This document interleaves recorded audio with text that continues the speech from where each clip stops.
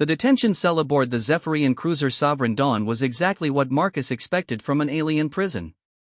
Cold metal walls that hummed with energy, a force field instead of bars, and the constant background noise of a ship traveling through hyperspace. What he hadn't expected was the view. Through the transparent aluminum window, he could see the swirling colors of hyperspace streaming past like liquid light. It was beautiful in a way that made his chest ache.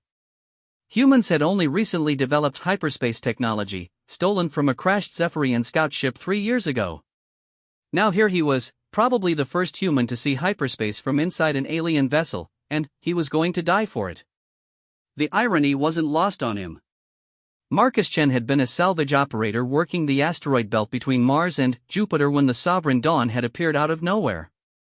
One moment he was alone in his modified mining ship Lucky Strike, pulling rare earth elements from a particularly rich asteroid, and the next moment he was surrounded by sleek alien fighters that moved like liquid mercury through space. The Zephyrians had been hunting him for 3 months. Ever since he'd stumbled across their hidden research station in the Kuiper Belt and downloaded their entire database before they could stop him. The information he'd stolen contained detailed schematics for weapons that could crack planets, shield technology that made their ships nearly invulnerable, and, most importantly, the complete star chart showing the location of every Zephyrian colony and military installation within 1,000 light-years. He'd tried to get the data back to Earth, but the Zephyrians had intercepted every courier ship he'd hired. They destroyed 3 vessels and killed 18 people trying to stop that information from reaching human space. Now they had him, and they wanted their data back. The door to his cell hissed open with a sound like escaping steam. Marcus didn't turn around immediately. He'd learned that showing fear or eagerness only encouraged them. Instead, he continued staring out at the hypnotic swirl of hyperspace, his hands clasped behind his back like he was admiring art in a museum. "Human," came a voice behind him, speaking in accented but perfect English. The universal translator implants the Zephyrians used were impressive technology, but they couldn't quite eliminate the musical undertones of their native language. Marcus finally turned around and felt his breath catch in his throat. The Zephyrian standing in the doorway wasn't one of the usual guards or interrogators he'd been dealing with. This one was different. She was tall, even for a Zephyrian, standing nearly 7 feet in height. Her skin had the characteristic blue-silver tint of her species, with darker markings that spiraled down her arms and neck like living tattoos. But it was her eyes that held his attention. Instead of the cold, predatory yellow that most Zephyrians possessed, hers were a deep violet color that seemed to shift and change in the artificial light of the ship. She wore the dark blue uniform of a Zephyrian naval officer, but the insignia on her collar indicated a rank Marcus didn't recognize. More importantly, she wore the ceremonial combat gloves that all Zephyrian warriors carried. They were made from the hide of some creature from their homeworld and marked with symbols that indicated the wearer's fighting prowess and honor standing. "I am Commander Zarathas of the Sovereign Dawn," she said, stepping into the cell. The force field shimmered back into place behind her. "I have come to speak with you personally." Marcus raised an eyebrow. In the 3 days since his capture, he'd been interrogated by various Zephyrian officers, scientists, and what he assumed were intelligence agents. But none of them had introduced themselves by name, and certainly none had bothered with titles. "Well, Commander Zarathas," Marcus said, deliberately mispronouncing her name just enough to be annoying, "I have to say this is an improvement. Usually they send the ugly ones to threaten me." Something flickered in those violet eyes. Anger? Amusement? With aliens, it was hard to tell. "You are not what I expected," she said, moving closer. Marcus noticed she moved with the fluid grace of a trained fighter, every step precise and purposeful. "The reports described you as crude, violent, and mentally unstable." "Well, they got 2 out of 3 right," Marcus replied with a grin. "I'll let you guess which 2. This time he was certain he saw amusement in her expression. The corners of her mouth twitched slightly upward, which he'd learned was the Zephyrian equivalent of a smile. "You have caused considerable trouble for my people," she continued, stopping just outside his reach. 3 ships destroyed, multiple installations compromised, and you have stolen classified military intelligence that could shift the balance of power in this sector." "Allegedly," Marcus said. "You haven't proven I have anything." We tracked the transmission signature from your ship.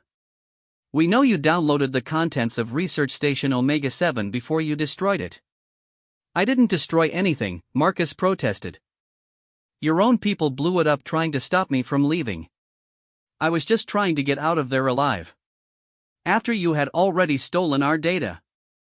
Look, lady, sorry, Commander, I was just salvaging what I thought was a derelict station. How was I supposed to know it belonged to you? There weren't any warning beacons, no identification markers, nothing. For all I knew, it was abandoned. Commander Zarathes tilted her head slightly, studying him. You expect me to believe you accidentally stumbled across one of our most secret research installations? Accidents happen, Marcus shrugged.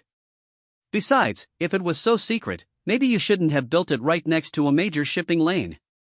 The station was cloaked. Yeah, well, your cloaking technology has some flaws. Specifically, it doesn't account for gravitational distortion when a ship drops out of hyperspace too close to a cloaked object. Creates a very distinctive sensor signature if you know what to look for.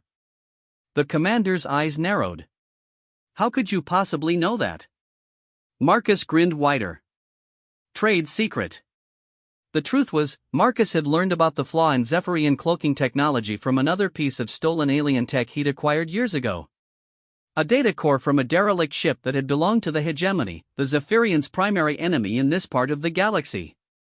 The Hegemony and the Zephyrians had been at war for over a century, and both sides had developed extensive intelligence on each other's technology. But Marcus wasn't about to share that information. Let them think he'd figured it out on his own. You are either extremely clever or extremely lucky, Commander Zarathes said finally. Why not both? She moved closer, and Marcus caught a whiff of her scent. It was unlike anything he'd ever smelled before, something like cinnamon mixed with ozone and starlight. If starlight had a smell, which it probably didn't, but his brain was having trouble processing alien pheromones. My superiors want me to execute you, she said conversationally. They believe you are too dangerous to be allowed to live, regardless of whether we recover the stolen data. But I am curious about something. In all our encounters with humans, your species has shown a remarkable tendency toward self-preservation. Yet you continue to refuse to cooperate, even when faced with certain death. Why? Marcus considered the question. It was actually a good one. Why was he being so stubborn? He could give them the data, claim it had been an accident, and probably negotiate some kind of prisoner exchange. Earth's government would almost certainly trade something valuable for his return. But something about the whole situation rankled him. Maybe it was the way they'd destroyed those courier ships without warning. Maybe it was the casual way they'd killed 18 people who were just trying to do their jobs. Or maybe it was the fact that they'd been operating secret research stations in what was supposedly neutral space. You really want to know? He asked. I do. Marcus looked directly into those shifting violet eyes. Because you people are bullies. And I don't like bullies. Commander Zarathes blinked, which was apparently something Zephyrians did when they were surprised. Bullies? Yeah. You've got bigger ships, better technology, more advanced weapons. So you think you can just push everyone else around, take whatever you want, kill whoever gets in your way. Well, guess what? Some of us push back. Even when it is futile? Especially when it's futile. That's the whole point. The commander was quiet for a long moment, studying his face. Marcus got the impression she was trying to understand something that didn't quite translate across species barriers. You would rather die than submit to superior force? I'd rather die than give bullies what they want, yeah. That is illogical. Maybe. But it's human.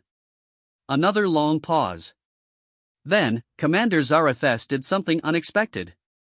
She laughed.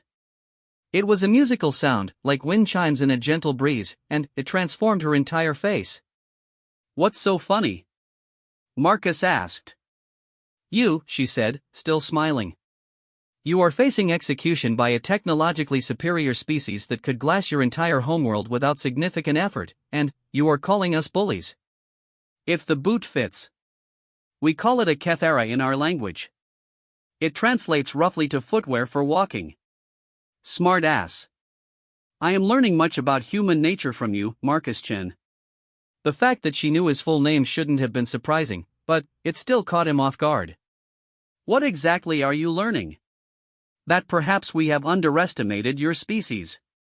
Marcus snorted. Yeah, well, that seems to be going around. Everyone underestimates humans until we start shooting back. Is that what you intend to do? Fight us? I'm one guy in a detention cell on an alien warship in the middle of hyperspace. I'm not exactly in a position to fight anyone. But, your species will. It wasn't a question. Marcus considered lying, but something about Commander Zarathes made him want to be honest. Maybe it was those eyes, or maybe it was the fact that she was the first Zephyrian who'd bothered to actually talk to him instead of just threatening him. Yeah, he said finally. They will. Humans don't surrender easily. We're stubborn that way. Even against impossible odds? Especially against impossible odds. It's kind of our thing. Commander Zarathes moved to the window and stared out at the swirling colors of hyperspace. My people have been at war with the hegemony for 147 of your years. In all that time, neither side has gained a decisive advantage. We are evenly matched in technology, resources, and tactical capability. Sounds like a stalemate. It is. A costly, bloody stalemate that has consumed entire generations of both species. She turned back to face him. The data you stole contains the research necessary to break that stalemate. New weapons, new defenses, new strategic capabilities. With it, we could end the war. And, without it? The war continues. More ships destroyed. More worlds burned. More lives lost. Marcus felt a chill run down his spine. He'd known the data was important, but he hadn't fully grasped the implications. How many lives are we talking about? Conservative estimates suggest another 50 years of warfare would result in approximately 2 billion casualties across both species. The number hit him like a physical blow. 2 billion lives. That was more than a quarter of Earth's population. So why not just ask for it back nicely, he said, trying to keep his tone light. Maybe we could work out some kind of deal.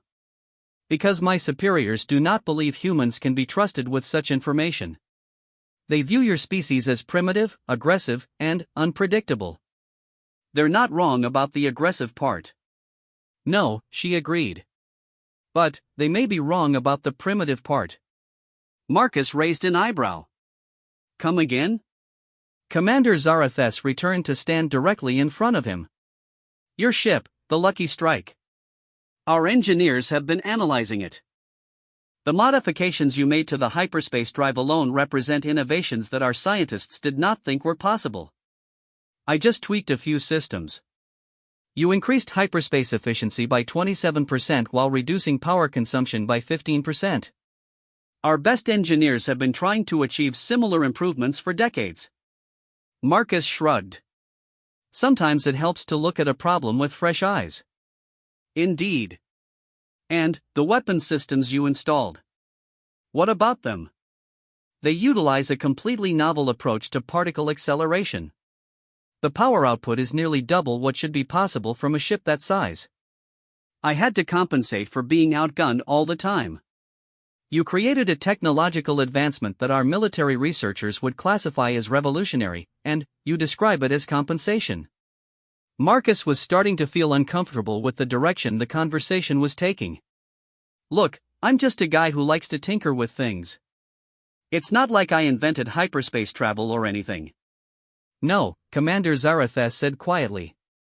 But perhaps your species could, given time and proper motivation. The cell fell silent except for the background hum of the ship's systems. Marcus found himself studying the alien woman's face, trying to read her expression. There was something there, some thought or plan forming behind those violet eyes. You're thinking about something, he said finally. I am. Care to share? I am thinking about the nature of war, she said slowly. And the price of peace. Heavy thoughts for a Tuesday. Is it Tuesday? I have no idea. I lost track of time in here. Another silence. Then, Commander Zarathes did something that surprised him again. She sat down on the narrow bench that served as his bed, bringing her eyes level with his. Marcus Chan, she said. I am going to ask you a question, and I want you to consider your answer carefully. Shoot. What would it take for you to trust me? The question caught him completely off guard. What? Trust. Confidence that I would act in your best interests rather than my own. What would convince you to place such faith in me? Marcus stared at her. Why would you want me to trust you? Because I believe I may have a solution to our current problem. But, it would require a significant leap of faith from both of us. What kind of solution? One that could prevent a war between our species while potentially ending the conflict with the hegemony. Marcus felt his heart rate spike. That's a pretty tall order. Yes. It is. And, you think I could help with something like that? I think your species could help. But, first, I need to know if you can trust me enough to listen to what I propose. Marcus studied her face, looking for any sign of deception. But, alien expressions were hard to read, and he had no baseline for determining if a Zephyrian was lying. You want an honest answer, he said finally. I do. Then, no. I don't trust you. You're part of the military force that's been hunting me for 3 months. Your people killed 18 innocent people trying to stop information from reaching Earth. And, right now, you're holding me prisoner on a warship while your superiors debate whether to execute me. So no, I don't trust you. Commander Zarathes nodded slowly. That is a reasonable position. But, I sense there is more. Marcus sighed. But, you're the first person on this ship who's bothered to actually talk to me like I'm a sentient being instead of a piece of equipment. You've been honest about what you want and why you want it. And, unless I'm completely misreading the situation, I think you're genuinely trying to find a solution that doesn't end with everyone dying. So you would be willing to listen? I'd be willing to listen. Doesn't mean I'll agree to whatever you're proposing. Understood. Commander Zarathes was quiet for a moment, apparently organizing her thoughts.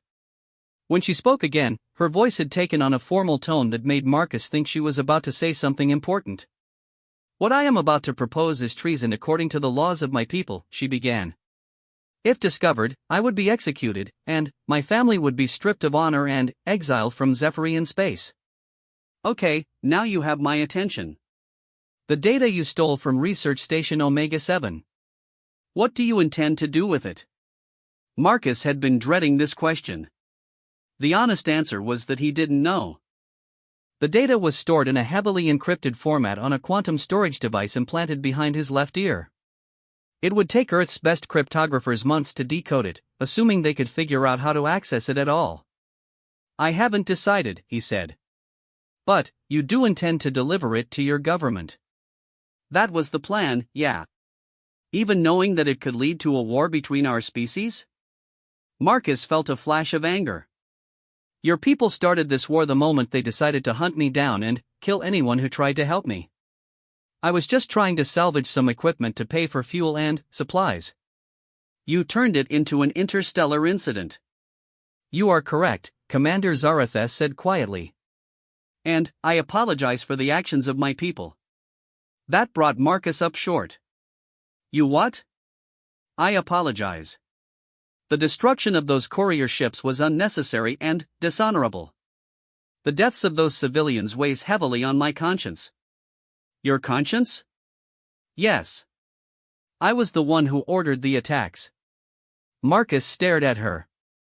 You killed them. I did. Why? Because I was following orders. Because I believed it was necessary to prevent a larger conflict. Because I was afraid of what would happen if that information reached your homeworld. She paused. Because I was wrong. The simple admission hung in the air between them. Marcus found himself looking at Commander Zarathes in an entirely new light. She could have continued to blame her superiors or military necessity. Instead, she was taking personal responsibility for something that was eating at her. "Why are you telling me this?" he asked. "Because if we are going to work together, there must be honesty between us." "Work together? On what?" Commander Zarathes stood up and began pacing the small cell. "The war with the hegemony has consumed my people for longer than I have been alive. It has cost us everything we once valued: exploration, discovery, art, philosophy. We have become a people defined entirely by conflict." "That's rough, but I'm not sure what it has to do with me." "The research data you carry contains more than just weapons technology. It contains the location and defensive capabilities of every major hegemony installation within 1,000 light-years. With that information, we could end the war within a year." "By destroying them?" "By negotiating from a position of strength." "The hegemony respects power above all else." "If they knew we possessed such complete intelligence on their military capabilities, they would be forced to consider peace terms." Marcus frowned.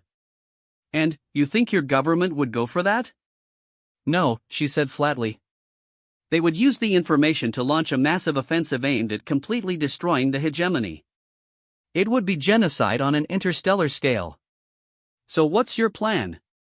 Commander Zarathes stopped pacing and turned to face him directly. "I want to defect to Earth. I want to bring my ship and crew over to human space, along with complete intelligence on Zephyrian military capabilities. In exchange, I want your government to help broker a peace treaty between the Zephyrians and the hegemony." Marcus felt his jaw drop. "You want to what?" "Think about it," she said, her voice gaining intensity. "Right now, your species is viewed as a minor threat by both the Zephyrians and the hegemony. You have limited technology and a small fleet. But you possess something neither of us has: neutrality.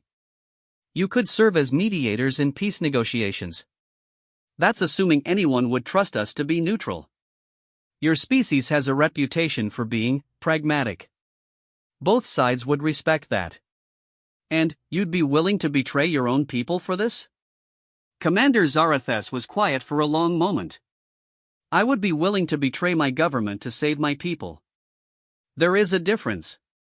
Marcus found himself pacing now, his mind racing through the implications. "Your crew would have to agree to this." "I believe they would. Most of them are tired of war. They want to go home to their families, but there are no families left. Only more war." "And you think Earth would actually go along with this crazy scheme?" Your species values survival above ideology. A three-way alliance against future threats would benefit everyone." "What kind of future threats?" Commander Zarathes moved back to the window and stared out at hyperspace. "There are older species in this galaxy, Marcus. Ancient civilizations that view the current conflicts between younger races as amusing. But their patience is not infinite." A chill ran down Marcus's spine. "You're talking about something worse than the hegemony?" "Much worse. And if we continue to waste our resources fighting each other, we will not be prepared when they decide we have become a threat worth eliminating." The cell fell silent again. Marcus found himself considering possibilities he'd never imagined. A three-way alliance between humans, Zephyrians, and, potentially even the hegemony. An end to the century-long war that was consuming two civilizations. A chance for all three species to prepare for threats that made their current conflicts seem trivial. It was an insane plan. It would require trust between species that had been trying to kill each other. It would require politicians and military leaders on all sides to think beyond their immediate territorial concerns. It would require someone to take the first step into unknown territory. "You're asking me to bet the future of my species on your word," Marcus said finally. "Yes. That's a hell of a thing to ask." "It is." Marcus turned to look at her. "What makes you think I'm the right person for something like this?" "Because you are here," she said simply. "Because you refused to give in when faced with overwhelming odds. Because you called us bullies and meant it. Because you understand that sometimes the right thing to do is the hardest thing to do." "And if I say no?" "Then, I will honor my duty to my government." I will extract the information from your implant, deliver it to my superiors, and watch as they use it to commit genocide. Then, I will spend the rest of my life knowing that I had a chance to prevent it and chose the safe path instead. Marcus stared at her. You'd really do that? I would hate myself for it, but, yes. I am still a Zephyrian officer. But, you'd rather not. I would rather find a way for all of us to survive and prosper. Even if it means taking an enormous risk. Marcus walked over to stand beside her at the window. The swirling colors of hyperspace seemed hypnotic, like looking into a cosmic kaleidoscope. If we do this, he said slowly, there's no going back. For either of us. I understand. Your people will consider you a traitor. They will. Mine might too, depending on how it all plays out. Perhaps. We could both end up dead. Very likely. Marcus turned to look at her profile as she continued to stare out at hyperspace. You know what the crazy part is? What? I think you might actually be right. About all of it. She turned to meet his gaze. Does that mean you will help me? Marcus studied those shifting violet eyes, looking for any hint of deception or ulterior motive. All he saw was hope, fear, and a desperate determination to find a better path forward. Yeah, he said finally. I'll help you. But, I have conditions. Name them. First, we do this my way.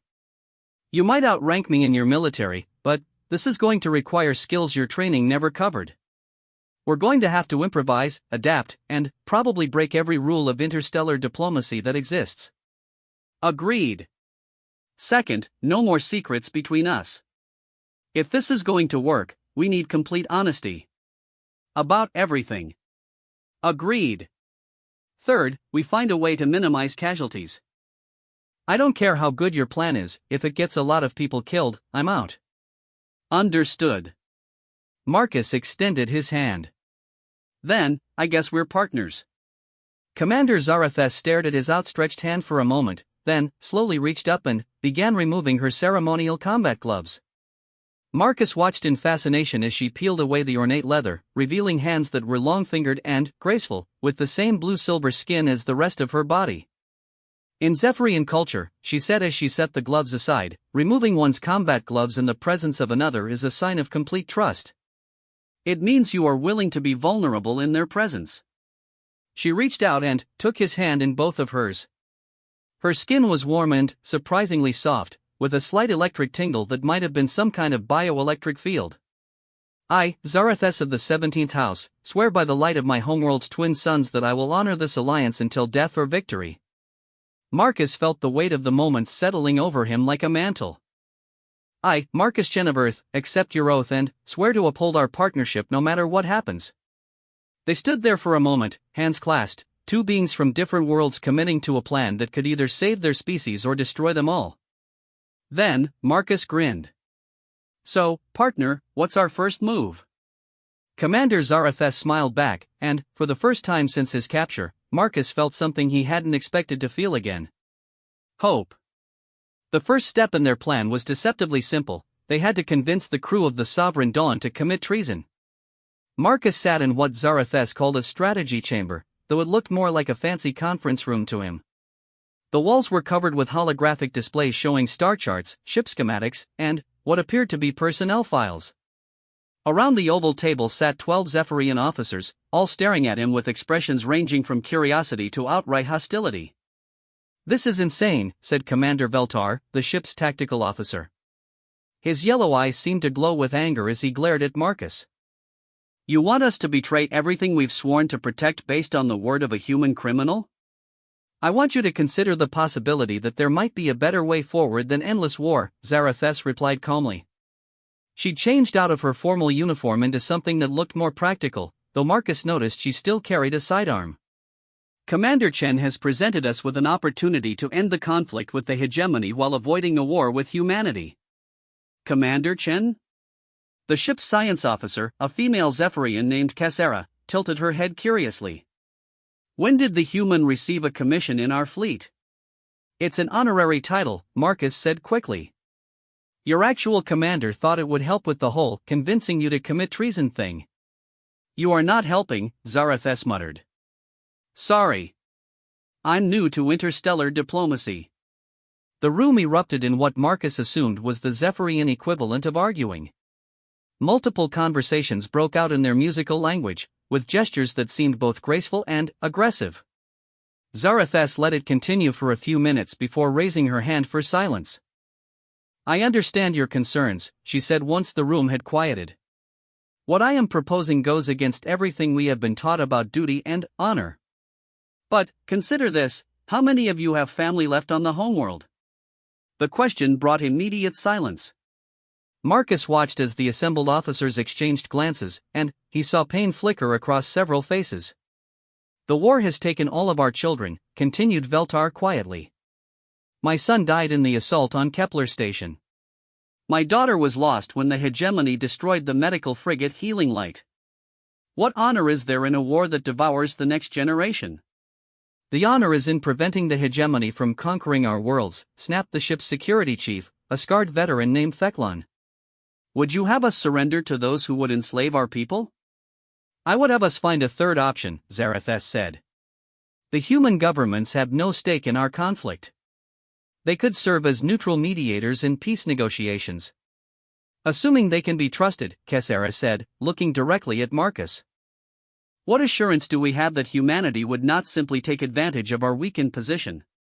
Marcus cleared his throat. Well, for starters, we're not exactly in a position to take advantage of anyone. Our entire fleet could probably fit inside your cargo bays. We've got exactly 3 functional starbases, and 2 of those are converted asteroid mining stations. He speaks truthfully, Veltar confirmed, consulting a datapad.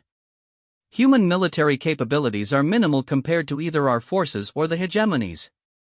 Which actually works in our favor, Marcus continued. Nobody's going to see us as a threat, which means both sides might actually be willing to trust us as mediators. Plus, humans have a vested interest in keeping you two from destroying each other. Why? Asked Theclon suspiciously. Because we live in the same galaxy. If you wipe each other out, that leaves a power vacuum that something else is going to fill. And, according to your commander here, that something else might be a lot worse than anything we're dealing with now. Zarathus activated one of the holographic displays, showing a 3-dimensional map of local space. Show them, she said to Marcus. Marcus stood and approached the display. The interface was intuitive enough that he could manipulate it with simple gestures. This is human space, he said, highlighting a small cluster of stars. 23 settled worlds, most of them barely self-sufficient.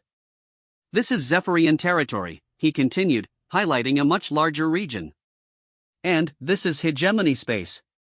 The map showed the 2 alien empires wrapped around human space like the arms of a spiral galaxy, with the small human territory sitting right at the junction between them. Now, here's what happens if you two keep fighting, Marcus said, beginning to animate the display. The war continues for another 50 years.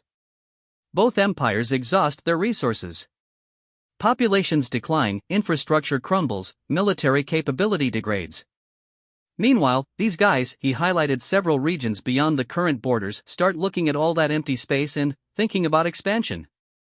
The Dominion, whispered Kessera. And the Collective. Right.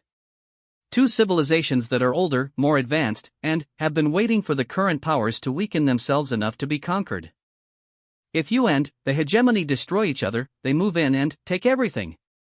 If you form an alliance, we present a united front against external threats, finished Veltar. Clever.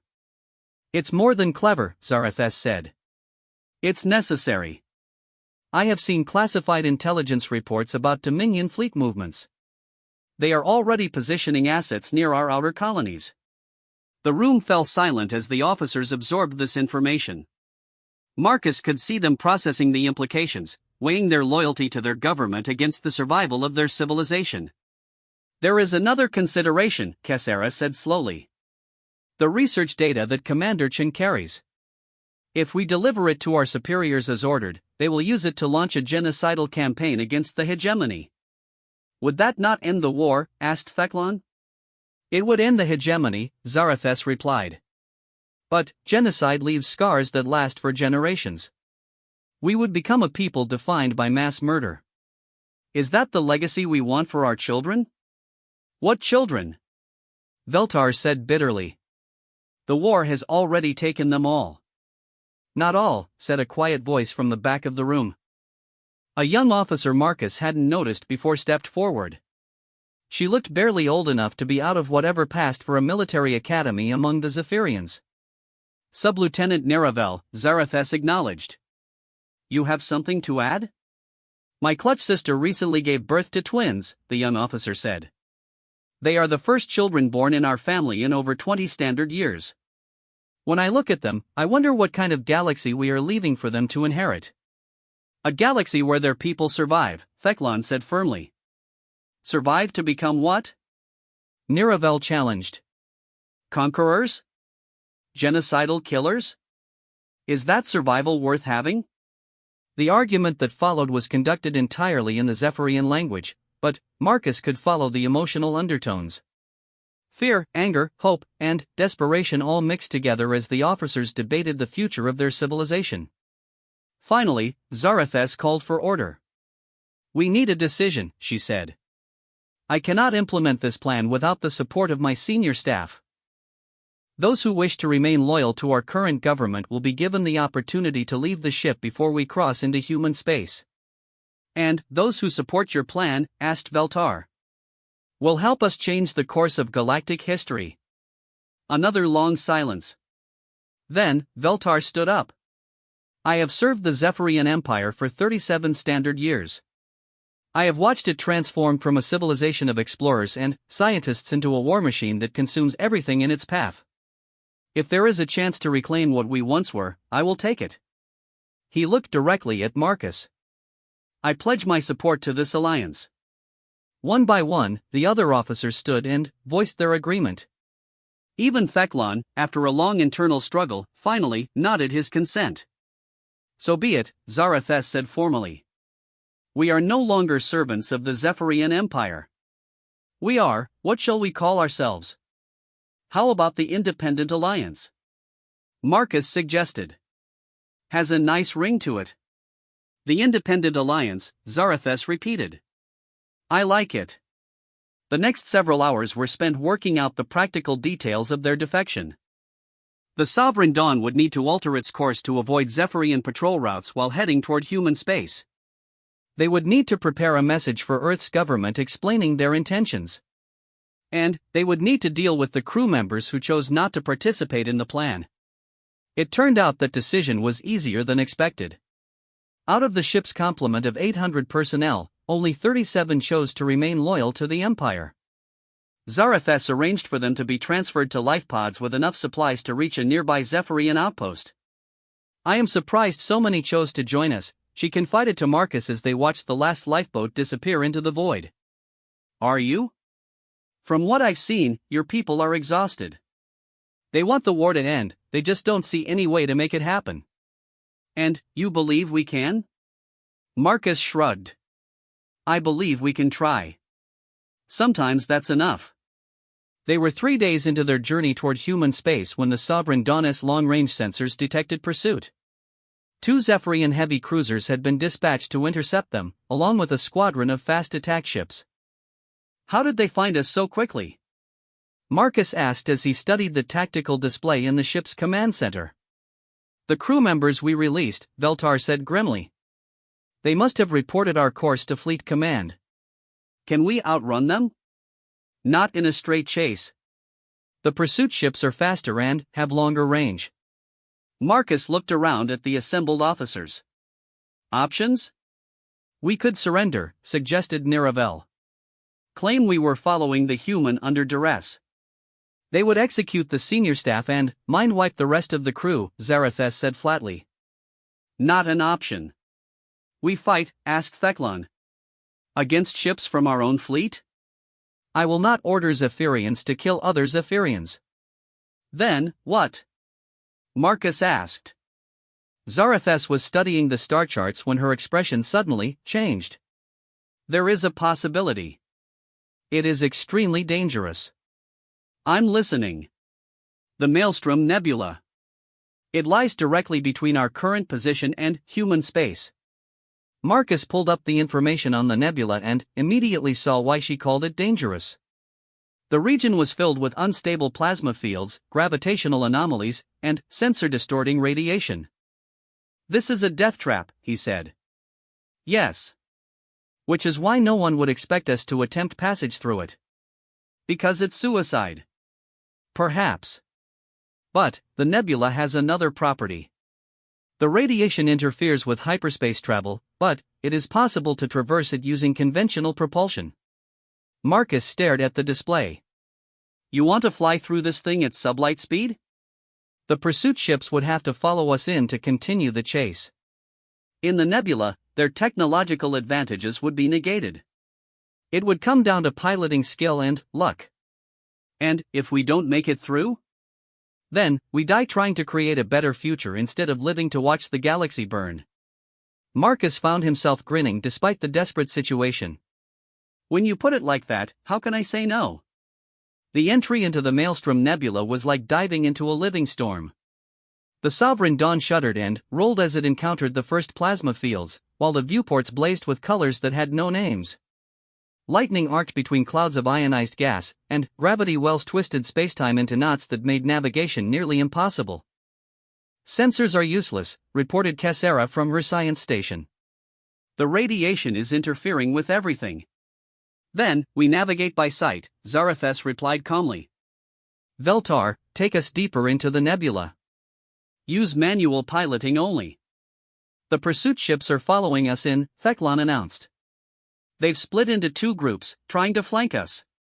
Marcus watched the tactical display flicker and distort as the nebula's energy played havoc with their instruments. "Can you get a clear picture of what they're doing?" "Negative. We're flying blind." "Then, so are they." The next 6 hours were a nightmare of near misses and desperate maneuvering. The Sovereign Dawn threaded its way between plasma storms that could have vaporized the ship, while gravitational anomalies tried to tear the hull apart. Twice they lost main power and had to run on emergency systems while the engineering crews worked frantically to restore function. The pursuit ships were having similar difficulties. Marcus caught occasional glimpses of them on the sensors when the interference cleared momentarily. One of the heavy cruisers had suffered significant damage to its port side after flying too close to a particularly violent plasma storm. The attack ships were having trouble maintaining formation in the chaotic environment. "Contact ahead," Niravel announced from the navigation station. "Large object, approximately 2 kilometers in diameter." "A planetoid?" asked Zarathes. "Negative. The configuration is unusual." Marcus moved to look over her shoulder at the sensor readout. The object was clearly artificial, with regular geometric patterns that suggested construction rather than natural formation. "It's a space station," he said. "Or was. Looks like it's been abandoned for a long time." "Not abandoned," Cassera corrected, studying her own instruments. "I'm detecting minimal power signatures. Life support appears to be functional in limited sections." "Who would build a station in the middle of this mess?" asked Veltar. Before anyone could answer, the communications system crackled to life with an incoming transmission. The signal was weak and distorted by the nebula's interference, but the voice that came through was unmistakably alien and not Zephyrian. "Unknown vessels, this is Station Harmony. Please identify yourselves and state your intentions." Marcus and Zarathes exchanged glances. "This is Commander Zarathes of the Independent Alliance vessel Sovereign Dawn," she replied carefully. "We are seeking safe passage through the nebula." "Independent Alliance?" The voice sounded puzzled. "That designation is not in our records. Please clarify your governmental affiliation." "We're not affiliated with any government," Marcus said, taking over the communication. "We're representatives of a new alliance between multiple species." "Who am I talking to?" A pause. "Then, I am Administrator Koroth of the Hegemony Science Collective."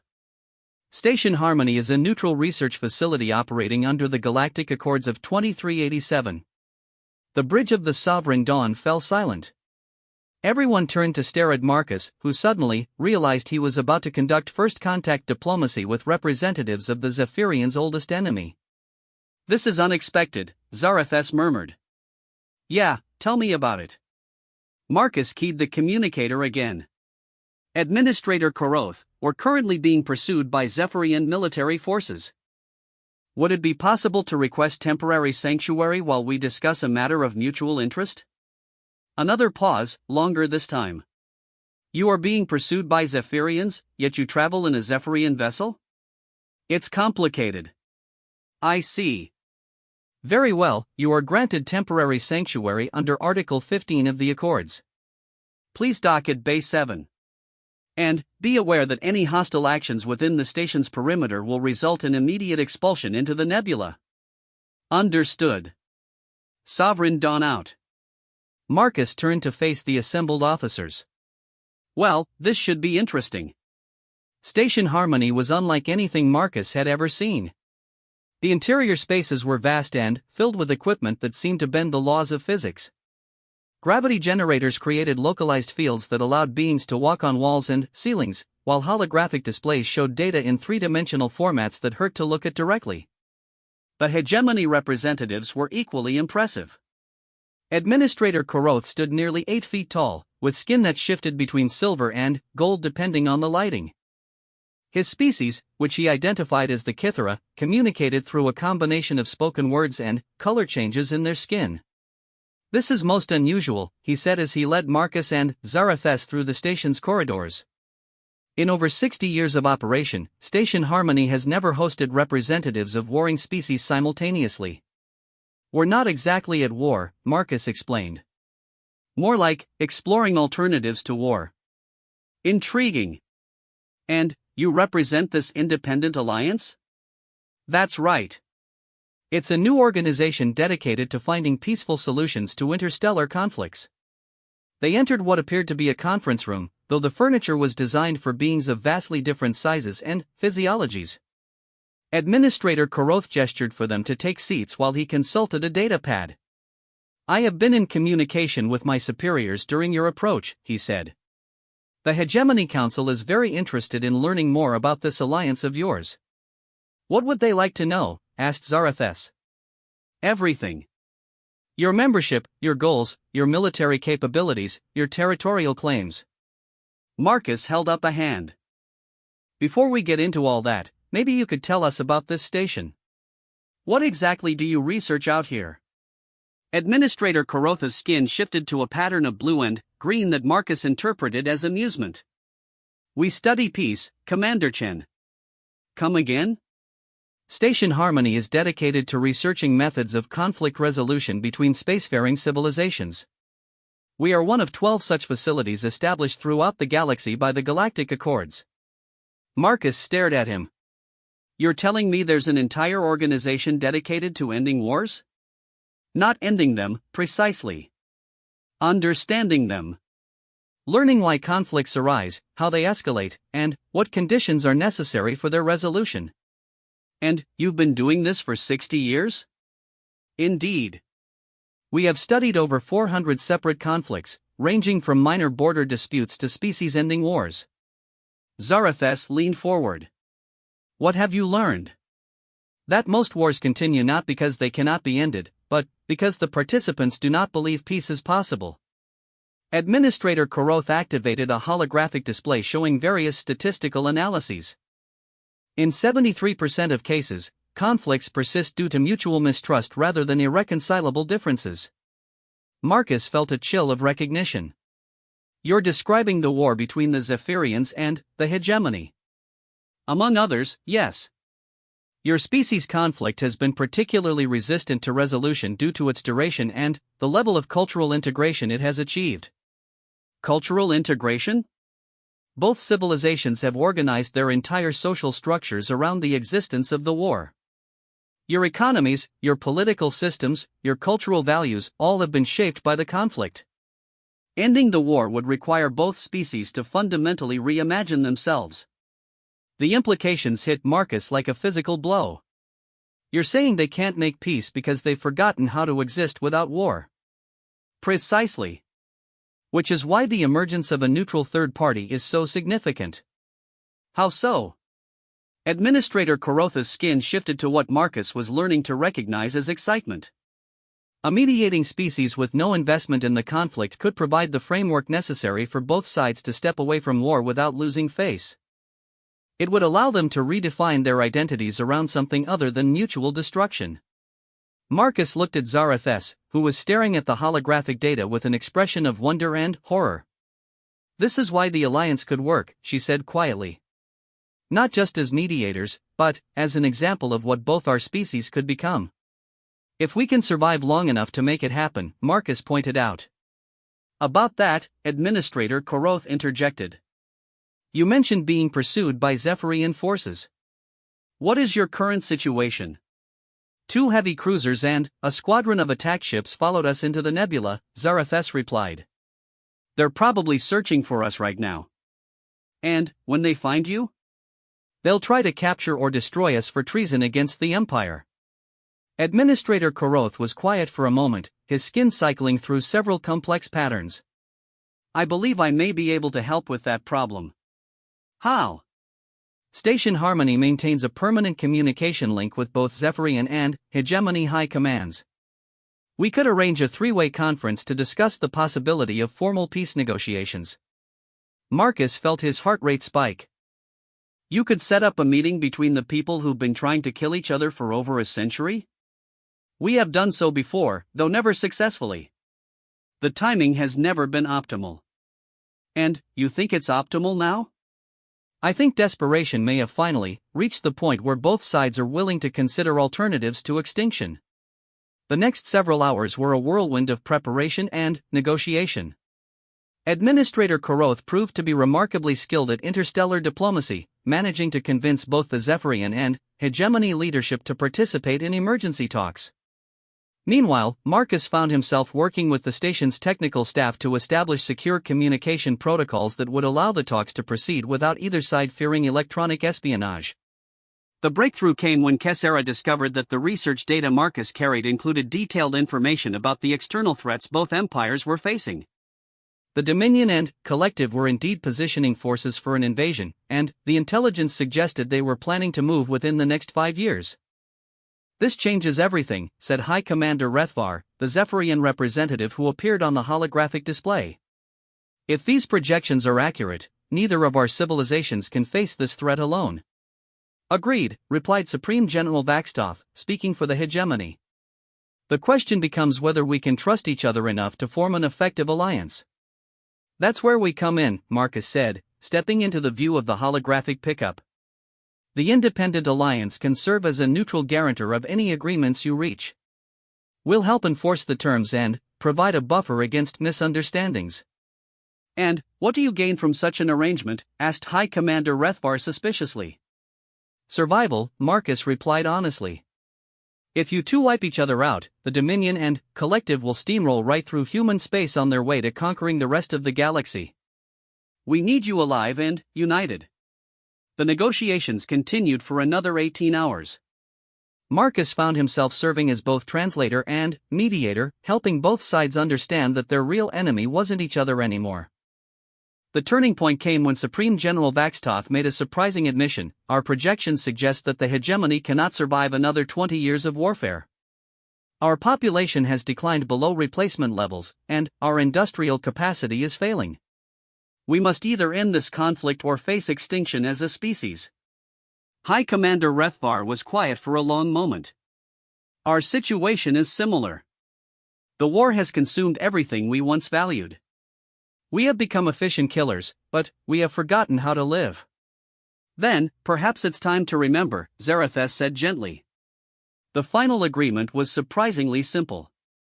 Both empires would implement an immediate ceasefire, to be monitored by Independent Alliance observers. They would begin joint military exercises designed to prepare for the external threat.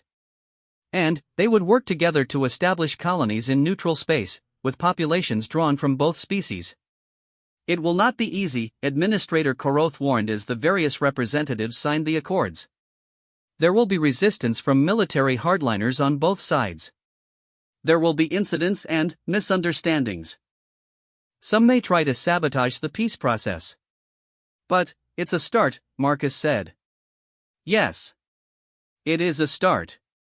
As the Sovereign Dawn prepared to leave Station Harmony, Marcus found himself standing at the observation deck, watching the swirling energies of the Maelstrom Nebula. Zarathus joined him, her ceremonial gloves once again tucked away in a pocket. "Do you think it will work?" she asked. "Honestly? I don't know. But I think we've given it the best chance we could." "And if it fails?" Marcus shrugged. "Then, we'll try something else. That's what humans do. We keep trying until something works. Or until we die trying? Sometimes. But, usually we're too stubborn to die." Zarathus laughed, that musical sound that had become one of Marcus's favorite things about their partnership. "I am beginning to understand why the galaxy should fear humanity." "Oh, we're not scary because we're tough," Marcus grinned. "We're scary because we're crazy enough to try impossible things and too stupid to know when to give up." A formidable combination. You have no idea. As the Sovereign Dawn emerged from the nebula into normal space, Marcus felt something he hadn't expected: optimism. They had a long way to go, and there would be setbacks and failures along the way. But, for the first time in months, the future seemed to hold possibilities other than war and destruction. Behind them, the Maelstrom Nebula continued its eternal dance of chaos and beauty. Ahead lay the unknown challenges of building peace between species that had only known war. It was exactly the kind of impossible task that humans specialized in. 6 months after the signing of the Harmony Accords, Marcus Chen stood on the observation deck of Haven Station, watching construction crews from 3 different species work together to build humanity's first major diplomatic outpost. The station was a marvel of cooperative engineering, incorporating Zephyrian energy shielding, hegemony gravity manipulation technology, and human stubborn determination to make things work despite all logical expectations. "The structural integrity is holding better than projected," reported engineer Thaxol, a hegemony technician whose species looked like a cross between a praying mantis and a chrome sculpture. "Human welding techniques are surprisingly effective." "Told you so," Marcus replied, grinning at the aliens' continued amazement at human engineering methods. Over the past months, he'd learned that both the Zephyrians and the hegemony had developed incredibly sophisticated technologies, but they'd somehow overlooked the simple effectiveness of hitting things with hammers until they worked properly. "The diplomatic quarters are ready for the first round of integration talks," announced Lieutenant Kelvara, one of the Zephyrian officers who had joined the Independent Alliance after news of the peace accords had spread through their fleet. "Representatives from both empires are scheduled to arrive within the next week." Marcus nodded, but she moved with less of the rigid military bearing and more of the confident grace of someone who had found her true calling. "Better than expected," she replied, pulling off her travel gear. She'd stopped wearing the full Zephyrian military uniform months ago, instead adopting a practical outfit that combined elements from all 3 Alliance species. "The Centauri Federation has agreed to provide material support for refugee resettlement. The Vegan Commonwealth is offering to host cultural exchange programs. And the Altair Collective wants to establish formal trade agreements." "Any problems?" "The usual. Some worlds are still suspicious of our motives. A few are convinced we're a front for either the Zephyrians or the hegemony.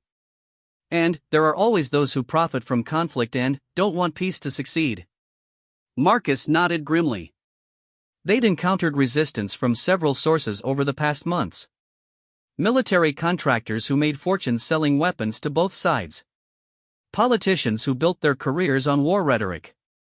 Even some civilian populations who had become so accustomed to hatred that they couldn't imagine any other way of life. But, for every opponent they faced, they gained 2 supporters. Beings who were tired of war, tired of fear, tired of watching their children die in conflicts that seemed to have no purpose beyond perpetuating themselves. "There's something else," Zarathus continued, her expression growing serious. "We received a priority message from Earth while we were en route. Your government wants to speak with you." Marcus felt his stomach clench. He'd been dreading this moment for months. Earth's reaction to the Independent Alliance had been mixed, to say the least. Some officials praised his initiative in preventing what could have been a devastating war. Others accused him of exceeding his authority and potentially compromising human security. Did they say what it was about? No. But the message was coded with presidential authorization levels. An hour later, Marcus found himself in the station's secure communication center, staring at the holographic image of President Sarah Martinez. She looked tired, he thought. The job of leading humanity during its first steps into galactic politics was apparently taking its toll. Marcus, she said without preamble. We need to talk. Madam President. I'm listening. First, let me say that what you've accomplished out there is remarkable. The peace treaty between the Zephyrians and the hegemony has already prevented what our analysts estimate would have been at least 10 million casualties. Thank you, ma'am. But, I sense there's a but coming. President Martinez smiled ruefully. There is. We've been receiving intelligence reports about growing resistance to the alliance. Hardliner factions in both empires are planning to disrupt the peace process. We expected that. Any specifics? According to our sources, there's going to be an attempt to sabotage the upcoming integration talks. The goal is to create an incident that will reignite the war. Marcus felt ice form in his veins. What kind of incident? The details are unclear. But it involves something called Operation Fallen Star. Marcus had never heard the name before, but something about it made him deeply uneasy. Do we know who's behind it? A coalition of Zephyrian and hegemony military officers who were displaced when their governments signed the peace treaty. They call themselves the Eternal War Faction. Catchy name. They're not a joke, Marcus. These are experienced military professionals who know how to conduct black operations. And they have sympathizers in both fleets. Marcus was quiet for a moment, processing the implications. What does Earth want me to do? Officially?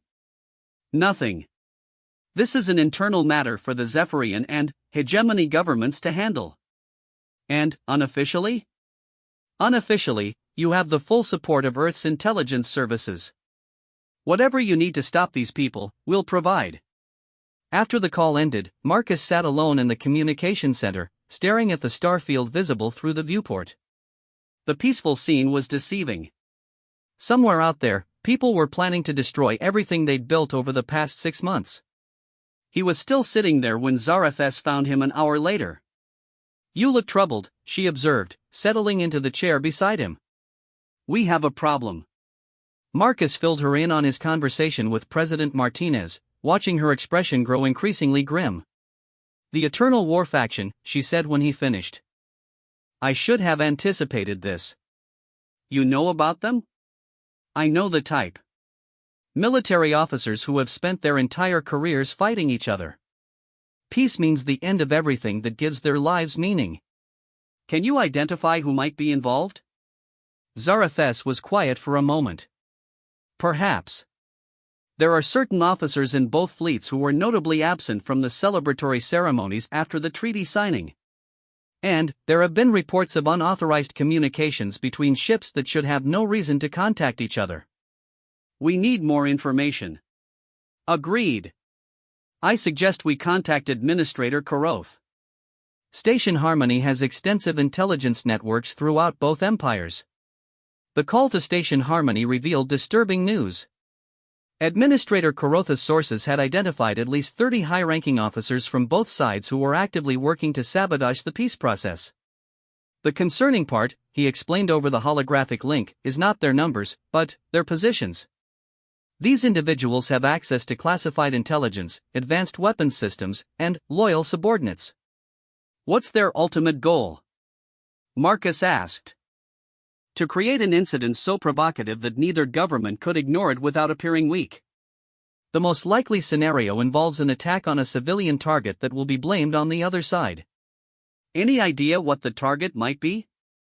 The integration talks themselves would be the most logical choice.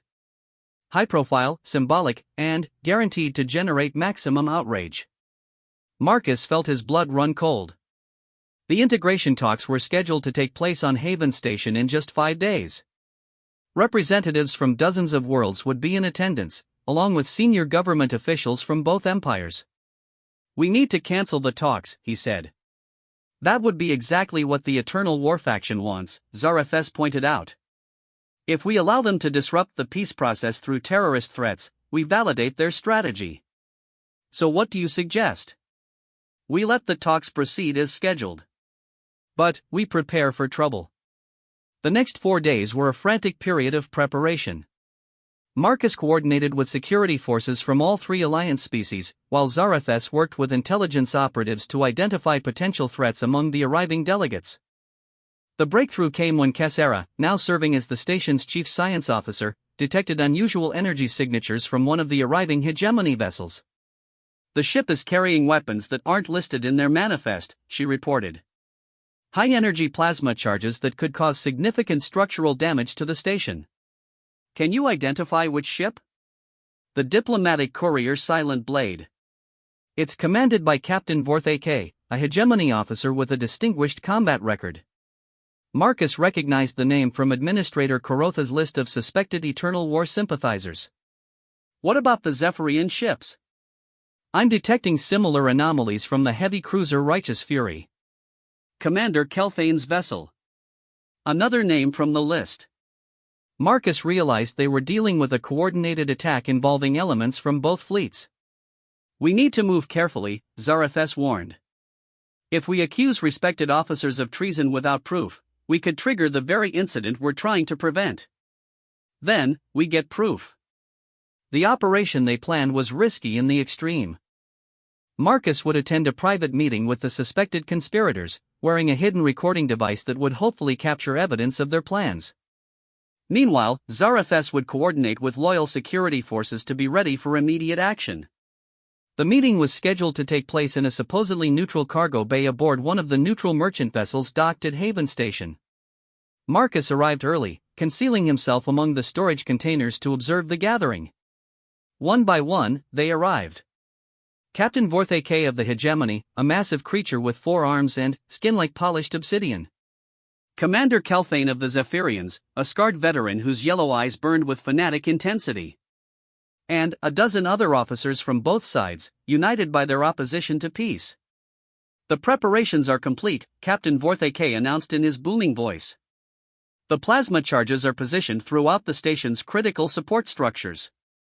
"And the Zephyrian forces?" asked Commander Kelthane. "Ready to respond to the hegemony attack with appropriate force. By the time the shooting stops, Haven Station will be destroyed and the peace talks will be a smoking ruin.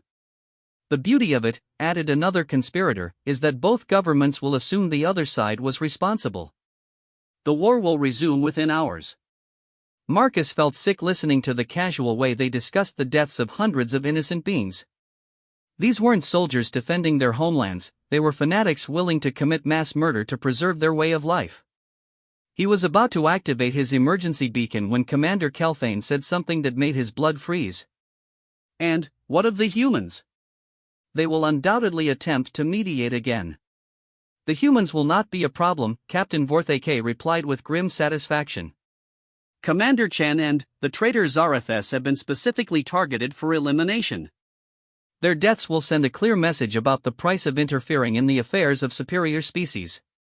Marcus realized his cover was blown when he saw several of the conspirators moving to surround his hiding place.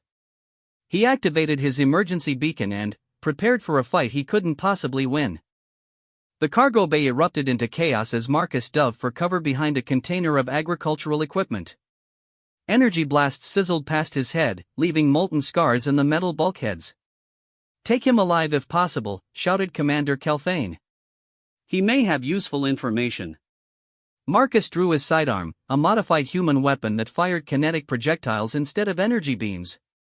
The familiar weight was comforting in his hands as he returned fire, forcing the conspirators to take cover. But he was outnumbered 12-1, and it was only a matter of time before they overwhelmed his position. He was calculating his chances of reaching the emergency airlock when the cargo bay doors exploded inward. Zareth led the charge, flanked by security forces from all 3 alliance species. The battle was brief but intense, with energy weapons lighting up the confined space like a deadly aurora. When the smoke cleared, half the conspirators were dead and the rest were in custody. Captain Vorthake had been wounded but survived, while Commander Kelthane had died fighting rather than surrender.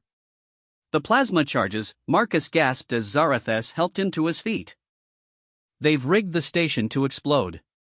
The next hour was a desperate race against time as engineering teams from all three species worked to locate and disarm the hidden explosives. The devices were sophisticated, designed to detonate if tampered with incorrectly. It was Thaxol who found the solution, applying hegemony precision engineering to disable the triggering mechanisms without setting off the charges themselves. All devices neutralized, he reported with obvious relief. The station is safe. The integration talks proceeded as scheduled, though under much tighter security. The revelation of the Eternal War conspiracy had actually strengthened support for the peace process, as moderate elements in both governments realized how close they had come to returning to devastating warfare. Marcus stood on the observation deck, watching delegates from dozens of worlds work together to plan a peaceful future. The process was messy, complicated, and often frustrating. But it was working. Do you ever wonder what would have happened if we had never met? Zarathus asked, joining him at the viewport. Sometimes. Probably a lot more people would be dead. Including us. Probably. They stood in comfortable silence, watching the stars.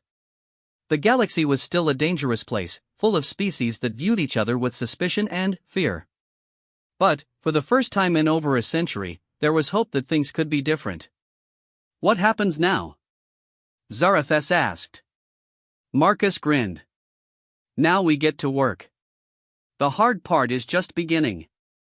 Building a lasting peace? That, and figuring out how to deal with the Dominion and Collective when they finally show up. Something tells me they're not going to be as reasonable as we were. We will face the challenge when it comes. Together. Together, Marcus agreed. In the distance, the combined fleets of the Independent Alliance maintained their patrol routes, former enemies now working side by side to protect the fragile peace they had built. Human ships flew alongside Zephyrian cruisers and hegemony battleships, their crews learning to trust each other despite decades of conditioning to the contrary. It wasn't perfect. There were still incidents, misunderstandings, and those who opposed the new order. But it was a beginning. And, sometimes, Marcus reflected, a beginning was all you needed. After all, humans specialized in taking impossible situations and making them work through sheer bloody-minded determination. Now they were teaching the rest of the galaxy how to do the same thing. The observation deck's communication system chimed with an incoming message. Marcus activated the display to see the face of President Martinez. Marcus, I wanted to personally congratulate you on the success of the integration talks. The reports we're receiving are extraordinary. Thank you, Madam President. But this is just the start. I know. Which is why I'm calling. We've been monitoring long-range sensors, and there are signs that you were right about the external threats. The Dominion is definitely moving ships into position along our outer borders. Marcus felt a familiar chill. How long do we have? Our best estimates suggest they'll be ready to move within 2 years. Maybe less. That's not much time to prepare. No, it's not. Which is why Earth is prepared to commit our full resources to the Alliance. We're going to need every advantage we can get. After the call ended, Marcus turned to Zarathus. Looks like we're about to find out how strong this alliance really is. Are you worried? Marcus considered the question.